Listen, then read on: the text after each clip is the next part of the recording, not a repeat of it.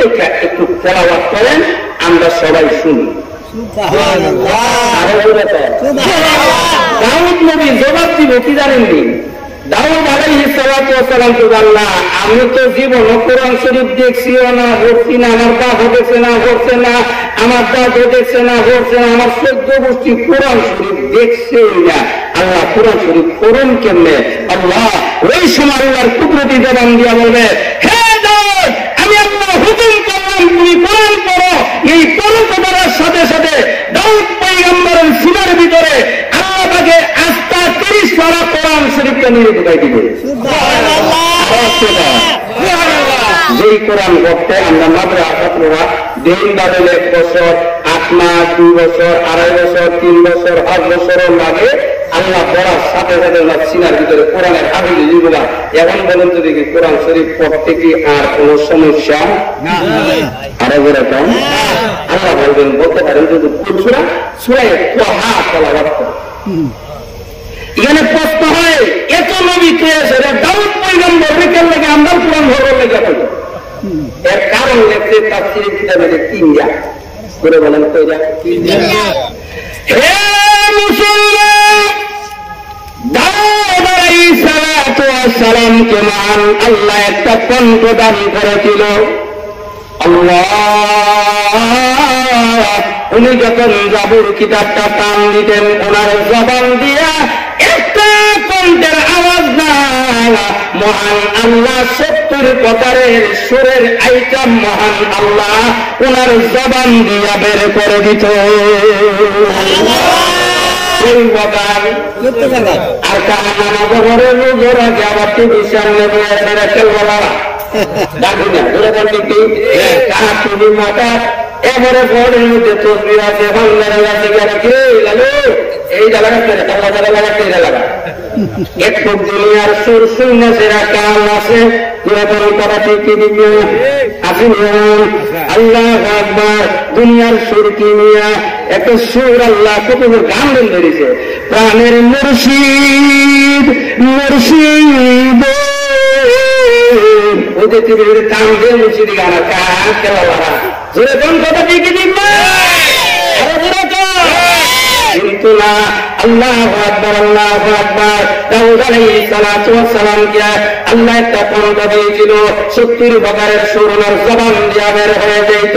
হে মুসলমান, দাউদ আলাইহিস সালাতু ওয়াস সালাম দেখো উনি জাবুর কিতাব বয়া বয়া পড়তো, আসমানের পাখিরা পর্যন্ত ওনার কণ্ঠের আওয়াজ শুনে না লেন কইরা কোন কিতাবের মধ্যে লেখেন ওনার সামনে দিয়া মনোযোগ সহকারে শুনে, দরিয়ার মাছ পর্যন্ত শুনে, এমনকি ওনার কাদের মধ্যে বৈশা বৈশা হযরত দাউদ পয়গম্বরের কণ্ঠের তেলাওয়াত শুনতে।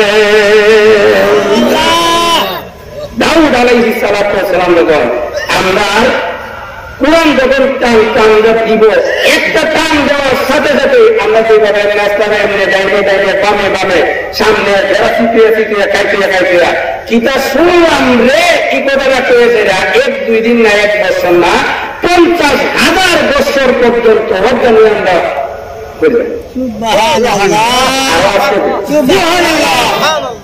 কণ্ঠটা কেমন দিছে। আর আল্লাহ বিয়াটা যে গান লাগাও এই ডিরেক্টরা খেলা দেখেছে আমার দেখছে না, ও কিরে ও পাকিস্তানে বাংলা ভাষা তো বলিস না, পাকিস্তানি লাগাইছ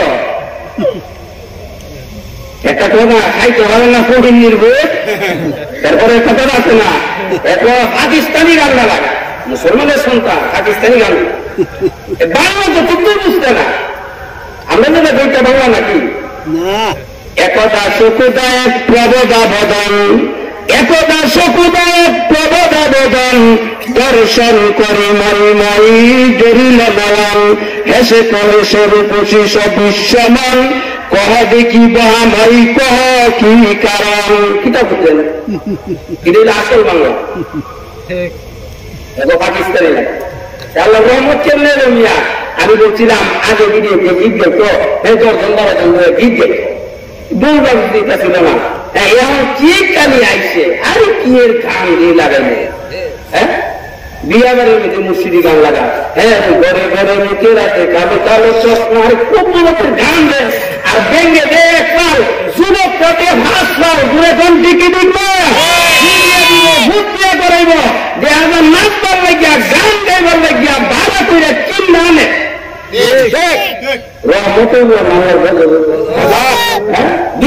যদি আল্লাহর কি মনে করেন ডাক্তার ছাড়া কাম হলো বাচ্চা না আল্লাহ বেড়া দিয়েছে যেরকম ঠিক নেই।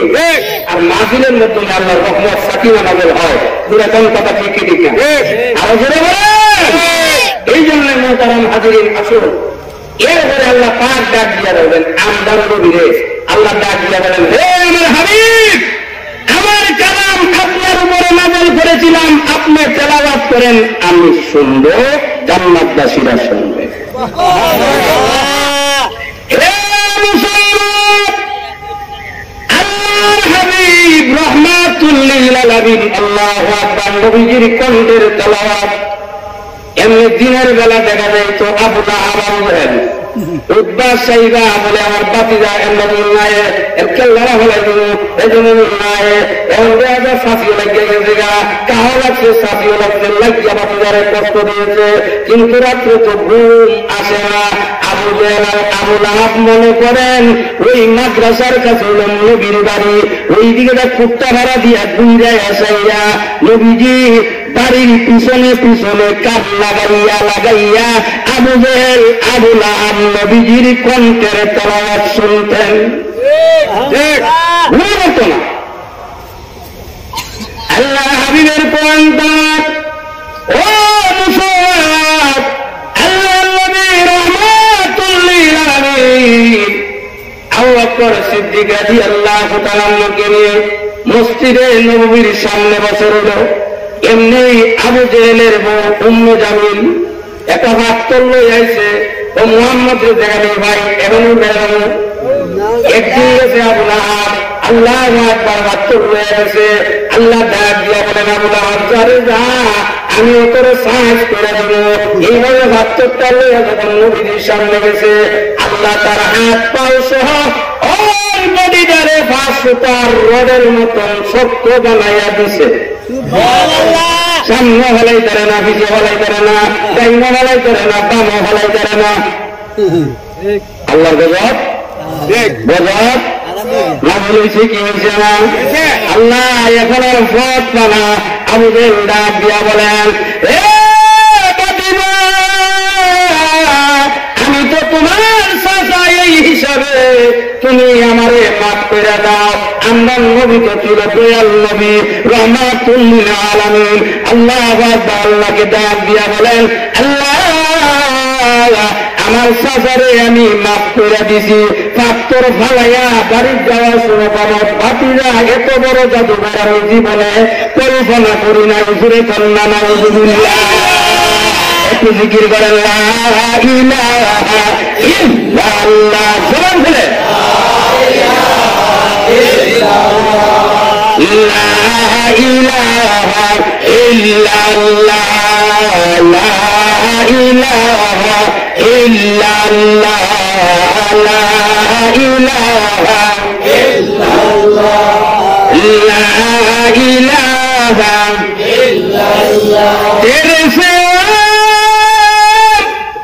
মাবুদ हमारे कोई नहीं है अल्लाह,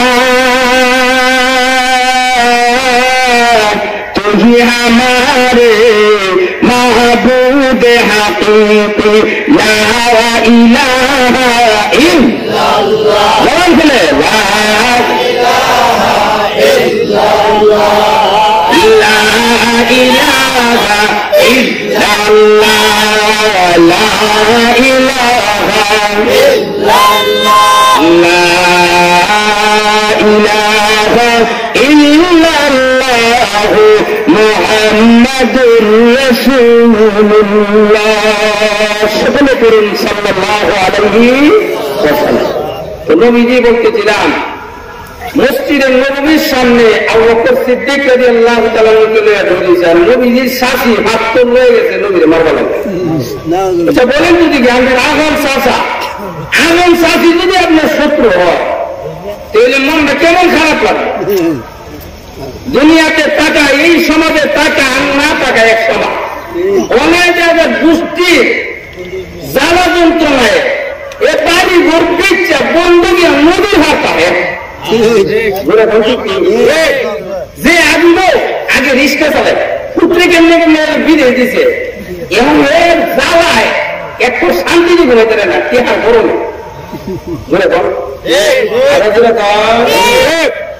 বলেছে হিংসা মানুষকে ধ্বংস করার একটা কারণ হইল, এক নম্বর হইল যে ভিত্তি হিংসা আছে।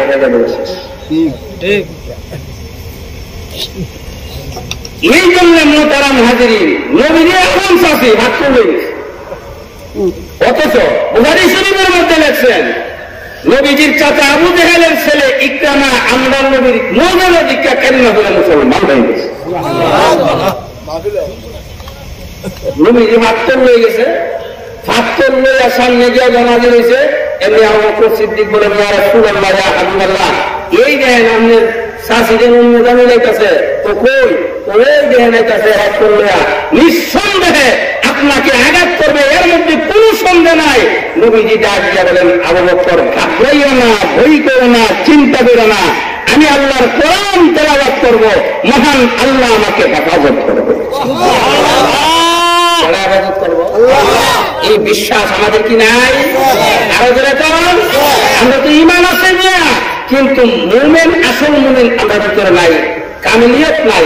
ইমান মুখে মুখে চেহারা সুরতে ইমান আছে। এই জন্য আমি প্রায় শুনে বলি হাদিসের অংশ থেকে, আমরা সকাল বেলার ইমানদার, বিকাল বেলার ইমান, খারোয়া ইমানদার, বইয়াবি ইমান, বইয়া ইমানদার, খারোয়াবি। মনে করেন খাটিয়া খাইতে হচ্ছে লালু বাড়ি মারছে কালুরে, লালু বাড়ি মারছে নাম কই জানবি কালুরে বেলা।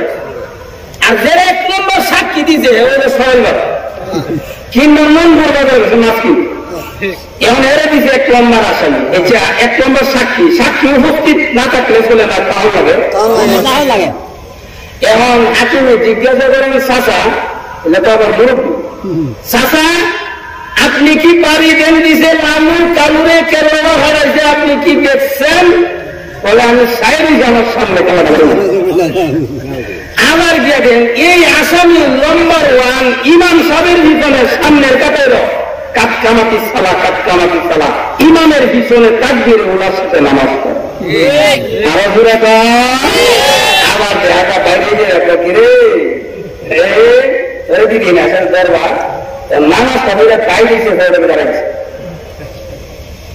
এখন সরকার কি নাই মনে করে? হ্যাঁ, আমরা দেশের কথা বলতেছি, আমরাও দেখতে নামাজটা বুঝে গেছি। এই জন্য মোতারেম আছেন তো আল্লাহ হাবিব রাহমাতুল্লিল আলামিনের শাসি উঠে গেছে গা।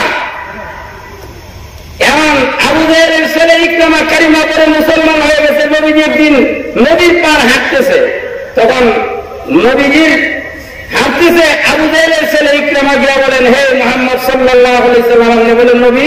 নবীজি জবাব দিলেন হে ইকরামা, আমি শুধু নবী না, আমাকে মহান আল্লাহ বিশ্ব নবী রাহমাতুল্লিল আলামিন হিসেবে দুনিয়াতে মহান আল্লাহ প্রেরণ করেছেন। আবু জেহেলের ছেলে ইকরামা বলতেছে আমার বিশ্বাস নেই, বিশ্বাস পায় না। নবীজি জবাব দিলেন ইকরামা বলো কি করলে তোমার বিশ্বাস হইল? তখন আবু জেহেলের ছেলে, আমার সমাজ একটা কথা আছে, বাপটা জীবন মারা যেমন মা যদি মনে করুন 3 লাখ দিদি যদি উচামরা লাগায় হাত লাগায় আর কেটে যায় যে কি মনে করুন পর্দা করবার এটা করা আব্দুলটা দিয়েছিলেন আল্লাহ রহমত বন্ধ। আর আরেকটা হইল ব্যবহারটা,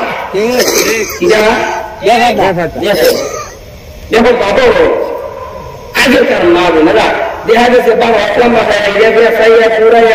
মানুষ আইলে চেহারাটা দেখা গেছে পুরার মতন এক সাইডে হারিয়েছে। আর 3 আঙ্গুল্লা বিড়ি ভাষারুল্লাহ লাগাইয়া লিপস্টিক আর কাপড় লাগাইয়া রিক্সা ড্রাইভার তো ভালো ভালো ঘুরে কম ঠিক কি ঠিক না আরো ঘুরে এই জন্য আসুন, বাচ্চা যেমন ছেলেরা এমন, মারা যেমন জিরা এমন হবে, জিরাগণ কথা কি কি দিচ্ছে আল্লাহর হাবিব বলেন, হে জামাত বলো দেখি আমি কি করলে তোমার বিশ্বাস হবে? আমি বিশ্বনবী রাহমাতুল লিল আলামিন। এখন আল্লাহু আকবার, ইকরামা ডাক দিয়া বলেন, হে মুহাম্মদ, নদীর ওই পারে দেখা যায় একটা পাথর আছে, এই পাথরটারে যদি ডাক দিয়া পানির উর্বেদা আনতে পারেন তাহলে মনে করবো আপনি সত্য নবী, আমি কালিমা পড়ে মুসলমান হয়ে যাব। সুবহানাল্লাহ। আরেকটু জোরে নবীজি পাথরটারে ডাক দিলে পাথরটা আইব কি আইব না? আরো জোরে আমরা ডাক দিলে আইবনি কেন আইতো না কেন? আল্লাহ দুনিয়াতে আসমানের নিচে জমিনের উপরে যা কিছু মহান আল্লাহ সৃষ্টি করেছেন আমাদের গোলামি করার জন্য, আমাদের খেদমত করার জন্য, মানুষের খেদমত করার জন্য। খাদেম যদি কোনো না শুনে তাহলে বুঝতে হবে আমার ঈমান দুর্বল। কথা ঠিক ঠিক না? আমার দেখে আসবে না কেন? আল্লাহু আকবার। সাহাবায়ে কেরাম কেমন ছিলেন? তাদের ঈমানদার এমন ছিলেন। আল্লাহর হাবিব রাহমাতুল্লিল আলামিন দুনিয়া থেকে বিদায় হওয়ার পরে খলিফাতুল মুসলিমিন ওমর যখন মসজিদে নববীর ইমাম হয়েছে, যে মসজিদের ইমাম ছিলেন বিশ্বনবী রাহমাতুল্লিল আলামিন ওই মসজিদের ইমাম হয়ে গেছে খলিফাতুল মুসলিমিন। একটা জামানা বন্ধ রাখবেন না গো, চিৎকার করে বলেন না আল্লাহু আকবার। ওই মসজিদের ইমাম ছিলেন নবী, ওই মসজিদের ইমাম হয়ে গেছে খলিফাতুল মুসলিমিন। অথচ তাকায় দেখেন খলিফাতুল মুসলিমিন এত দামি লোক ছিলেন না, উনি রাখাল ছিলেন। এটা ক্ষেত ওই মনে করেন উট রাখে কিংবা গরু রাখে, ছাগল রাখে, এমন মানুষের মধ্যে আমরা কম দিই না বেশি দিই? সামাজিক ভাবে কম দিই। জাম্মা ঘুরে কথা থেকে খলিফাতুল মুসলিমিন ওমর রাদিয়াল্লাহু তাআলা উনি উট রাখতেন। আল্লাহ কিতাবের মধ্যে লেখছেন, এই পুলিশটা কিতাবের মধ্যে লেখছেন 3 প্রকার মানুষ। 1 নম্বর হল লম্বা মানুষ। লম্বা মানুষ বেশি বাদ বড় বড়াতা হ্যাঁ ধরে আরো ধরে আমি কিন্তু সবাই পেয়েছি না, বেশিরভাগ মানুষ যারা বড় বড়া এই কিতাব পড়ে শরীর ধরে নিজেই পেতে পারে না।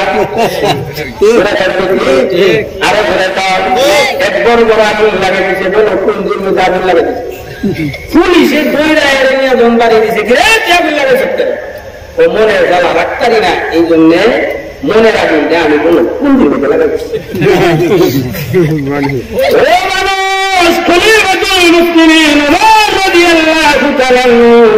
আল্লাহু আকবার।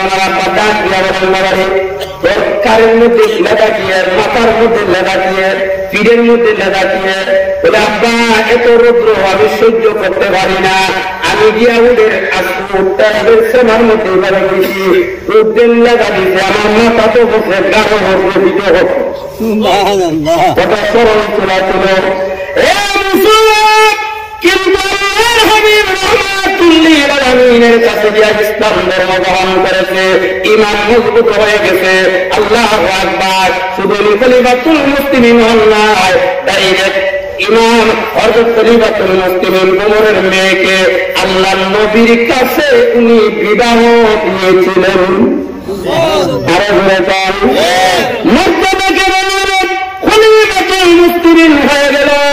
আল্লাহু আকবার। খলিফাতুল মুসলিমিন ওমরের কথা যদি বলি অনেক সময়ের দরকার, শেষ কথাটা হইল কি জানেননি? উনি যখন দুনিয়া থেকে বিদায় হয়ে গেছে ফজরের নামাজের পরে দেখা যায় ইমাম সাহেব নামাজ পড়াইয়া ঘুরিয়া বসে বলা আরো মুসল্লিদেরকে দিকে তাকায়া বসে, অর্থাৎ পূর্ব দিকে বসে মুর্শিদা তাসবিহাত করে খলিফাতুল মুসলিমিন তাসবিহাত করতেছে, আর মুসল্লিদের দিকে তাকাইতেছে। খলিফাতুল মুসলিমিন ডাক দিয়া বলেন, হে মুসলিম মনে করেন খলিফাতুল মুসলিমিন আমার ডাক দিয়া বলেন, উত্তরাধীন লোকেরা কয়েকদিন যাবৎ মসজিদে আসে না কেন? মুসল্লিরা ডাক দিয়া বলেন, আমরা জানি না, মনে হয় অসুস্থ। খলিফাতুল মুসলিমিন মনে করেন, আসো যাই তাদের বাড়িতে। আল্লাহু আকবার, গিয়া দেখে খলিফাতুল মুসলিমিন ওমর রাদিয়াল্লাহু তাআলা মুসল্লিরা, নবীর সাহাবীরা কেউ কোরআন তেলাওয়াত করতেছে, কেউ তাকবীরাত করতেছে, কেউ জিকিরের মধ্যে মশগুল আছে। খলিফাতুল মুসলিমিনকে দেখার পরে সবাই দাঁড়ায় গেল, আনন্দে মনটা ভরে গেছে। কেন আপনার ইমাম সাহেব যদি আপনার বাড়িতে যা, আপনি খুশি হইবেন না বেজার হইবেন? আরো জোরে কর, খুশি হইবেন। তাই ইজ্জত করা মানুষ, আমার ইমাম সাহেব আমার বাড়িতে আসছে। খলিফাতুল মুসলিমিন ডাক দিয়া বলেন, ও ভাইরা, তোমাদের বাড়িতে আমি আসছি, তোমরা কয়েকদিন যাবৎ ফজরের জামাতের মধ্যে যাওয়া কেন? একজন ডাক দিয়া বলেন, ও খলিফাতুল মুসলিমিন ইমাম সাহেব, আমাদের কোনো সমস্যা নাই, আমরা সুস্থ আছি, কোনো সমস্যা নাই। যেই রাস্তা দিয়ে যাবো, এই রাস্তার মধ্যে বড় একটা বাঘ ব্লক করে, একবারে রাস্তা ব্লক করে ঘুমায় থাকে। বাঘের ভয়ে আমরা মসজিদে ফজরের নামাজ পড়তে পারি না। বলেন তো দেখি, বাঘ দেখি বইয়ের জিনিস কি জিনিস না? বাঘ বা দিন একটা কুত্তার লেবু গিয়ে মেজারেন আল্লাহ। খলিফাতুল মুসলিমিন ডাক দিয়া বলেন, এই মুসল্লিরা, আসো দেখি বাঘটা কোথায়, ওই বাঘের কাছে আমি যাবো। সুবহানাল্লাহ।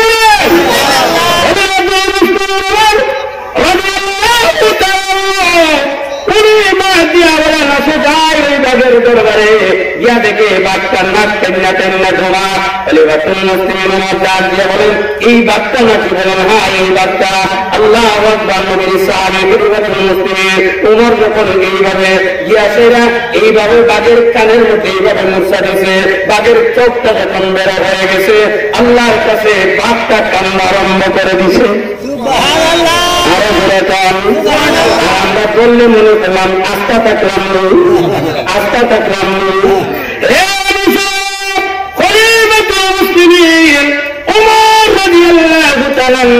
কানের মধ্যে যখন মূর্ছা দিয়েছে, বাঘের চোখের পানি পালাইয়া বাঘটা মাওলার সাথে কথা আরম্ভ করে দিয়েছে। আরে তোমরা খলিফাতুল মুসলিমিন বাঘের কানে ধরছে, আর বাঘ কান্দে আল্লাহরে ডাকে, যারা আমি পড়ে গেছি, আজকে বন্দী হয়ে গেছি, মানে হাই রে হাই পাবা না, আল্লাহ আমার জবানটা খুলে দেন না। খলিফাতুল মুসলিমিন নবীর ভাষার মতো আমার ভাষা বানায় দেন। আমি নবীর সাহাবী খলিফার সাথে একটু কথা আরম্ভ করে দিই। দাম বেশি না কম? আরো কম। নবীজি বাক্য করে ডাক দিলে বাক্য আইব না যাইব, আইব না যাইব। আমরা ডাক দিলাই বলি, আমরা তো এমন মানুষ হয়েছি, আমরা মানুষ হইতেছি না। আমার কথা আমার ছেলে শুনে না, আমার কথা আমার মেয়ে শুনে না। আমি যদি কই আজকাল যাইস না, আজকাল জামু, আর বউ, অনেকের বউ আছে তো কথা শুনি হই না। বউ হইল ঘরের সর্দার, চেয়ারম্যান, আর জামাই হইল মেম্বার, কিন্তু মসজিদে গিয়া দেখবেন হে হইল বড় সর্দার। আরো ধরে তো এই মানুষ মনোহানি মত, মানে পুরো দিনা ইমাম সাহেব একটা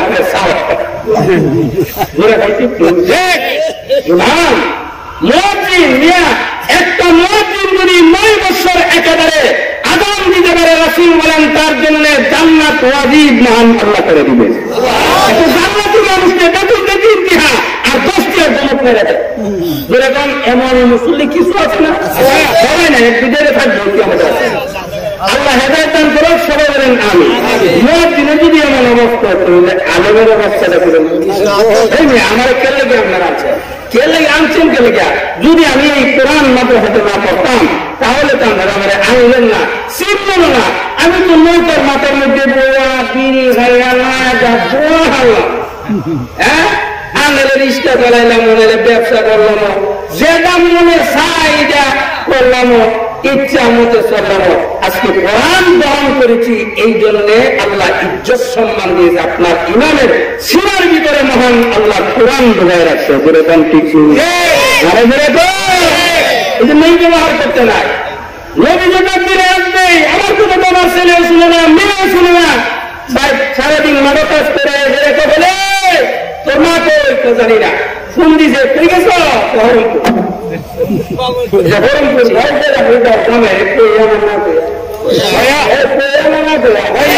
আমি কিন্তু আমরা সুযোগ বুঝতেছি বহরমপুর যাওয়ার জায়গা যাও, কিন্তু জানে কই আমার না কইয়া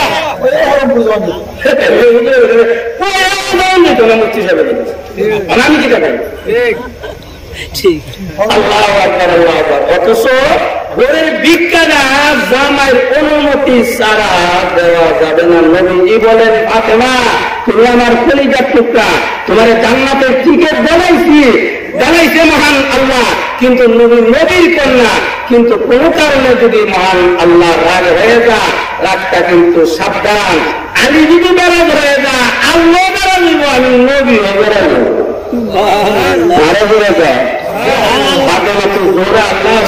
আমরা দেশের ভিডিও নেছি, খাদিজাতুল কুবরা আমরা দেশের ভিডিও নেছি না, বিদেশি দলের বাবা ও 25,000 টাকা শাড়ি না দিলে এই বছর ঈদও তো করতাম না, ঈদও করতো না। এখন ভা 22,000 শাড়ি দিলাম তো 25,000 টাকা।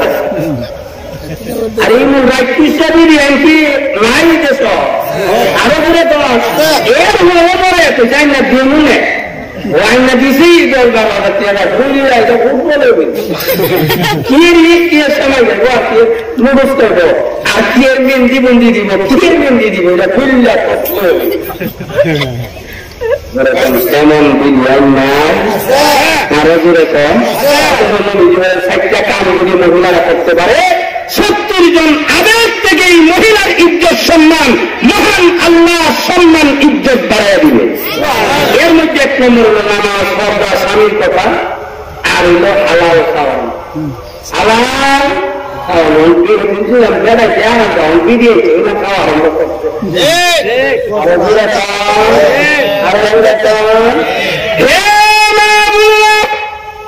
খাদিজাতুল কুবরা রাদিয়াল্লাহু তাআলা ডাক দিয়া বলেন আল্লাহর হাবিব ওগো আল্লাহর হাবিব আপনার কাছে আমার কয়েকটা দরখাস্ত, এর মধ্যে একটা দরখাস্ত হলো আমি যখন দুনিয়া থেকে বিদায় হয়ে যাব, বাজার থেকে মার্কিন কাপড় কিনে আনবেন না, ইজ্জত তুলে দেব আমি খাদিজাতুল কুবরা রাদিয়াল্লাহু তাআলা মর্যাদায়। ওগো আল্লাহর নবী বিশ্ব নবী রাহমাতুল লিল আলামিন আপনার হনরবি মোবারক দিয়া দেখাইয়া আমারে কবর দিয়া দিয়েন। সুবহানাল্লাহ বলেন। 2 নম্বর আদায় ওগো আল্লাহর নবী বিশ্ব নবী রাহমাতুল লিল আলামিন আপনি কিন্তু কবরের জায়গা আপনি বাড়িতে চলে আসেন না, একটু দাঁড়ায়া থাকেন। আল্লাহর নবী ডাক দিয়া বলেন খাদিজা রে তুমি তো জান্নাতি, মহান আল্লাহ জান্নাতের সুসংবাদ তোমাকে দান করো, মহান আল্লাহ নিজে তোমার সালাম জানাইছে, আল্লাহ তোমার উপরে রাজি আছে। খাদিজাতুল কুবরা রাদিয়াল্লাহু তাআলা ডাক দিয়া বলেন ইয়া রাসূলুল্লাহ ইয়া হাবিবাল্লাহ ওগো আল্লাহর নবী আল্লাহ যদি বরাবর হয়ে যায় কবরে যদি আমি সালামের সাথে আমি যদি প্রশ্নের জবাব আমি না দিতে পারি তাহলে আমার কি অবস্থা হবে? কবরের মধ্যে যদি আযাব দেওয়া হয় আমার কি অবস্থা হবে? কবরের আযাবের বয়ে আমি আপনাকে দরখাস্ত করেছি, মাটি তো দিবেন আপনি, কিন্তু দিয়া একটু দাঁড়া থাকবেন। কিতাবের মধ্যে আল্লাহর হাবিব রাহমাতুল লিল আলামিনের পাঞ্জাবি মুবারক দিয়া খাদিজাতুল কুবরা রাদিয়াল্লাহু তাআলাকে পেছাইয়া কবরের মধ্যে রাখা হয়েছে। আল্লাহ হাবিব কবরের সামনে দাঁড়াইলেন, কবরের সামনে যখন দাঁড়াইলেন আল্লাহ রাব্বুল আলামিন জিবরাইলকে পাঠাইলেন, জিবরাইল এসে নবীজিকে সালাম দিলেন। সালাম দেওয়ার পরে আল্লাহর নবীকে প্রশ্ন করলেন ইয়া রাসূলুল্লাহ ইয়া হাবিবাল্লাহ আপনি এখানে দাঁড়াইলেন কেন? কবর তো শেষ হয়ে গেছে। সুবহানাল্লাহ আপনি তো দাঁড়াই রইলেন কেন? কবরের কাজ শেষ হয়ে গেছে। আল্লাহর নবী ডাক দিয়া বলেন ও জিবরাইল আমি অপেক্ষায় আছি, এবং জিবরাইল আলাইহিস সালাতু ওয়াস সালাম